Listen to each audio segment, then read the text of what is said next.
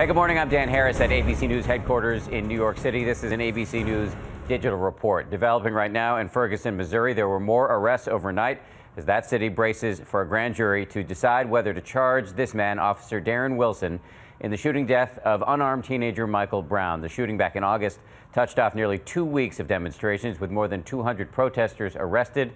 This morning, President Obama is calling for calm in an exclusive interview with ABC News chief anchor George Stephanopoulos. What is your message to the people of Ferguson and others who are looking to protest?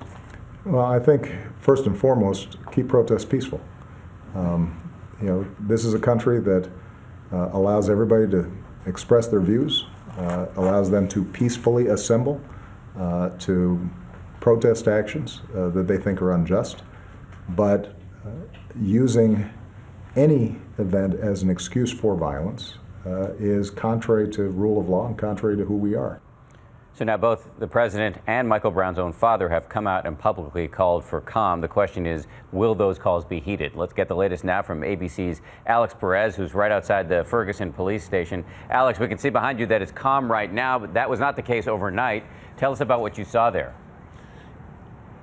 Yeah, that's right, Dan. You know, there have been groups of protesters who gather here almost every night since this began in August, and last night was no different. There was a group of protesters, police say, that made their way to the middle of the street behind me here, and because they were blocking the roadway there, authorities say they had to remove those people. Authorities say they did not want to move on their own, so 3 people were arrested here last night. Now, we've also learned that federal authorities have arrested 2 men who they say were allegedly trying to illegally purchase guns to disrupt demonstrations here. So, you know, authorities forthcoming with this information, but saying that they have been following demonstrators here almost every night, keeping an eye on things and making arrests when they have to.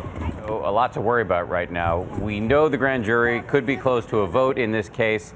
It could come at any moment, really. What do we know about how officials there are getting ready for this announcement? What kind of preparations are they making? Well, sure, that is the talk of the town here. Everyone is waiting on pins and needles, waiting to see what the grand jury decision will be. And prosecutors at this point have only said that when that decision is in, they will make a televised announcement. They will have a news conference to tell everyone what exactly that grand jury decision is. But at this point, we're waiting to hear when exactly that will happen. And as you said, it could come at any moment. How are people in the community getting ready?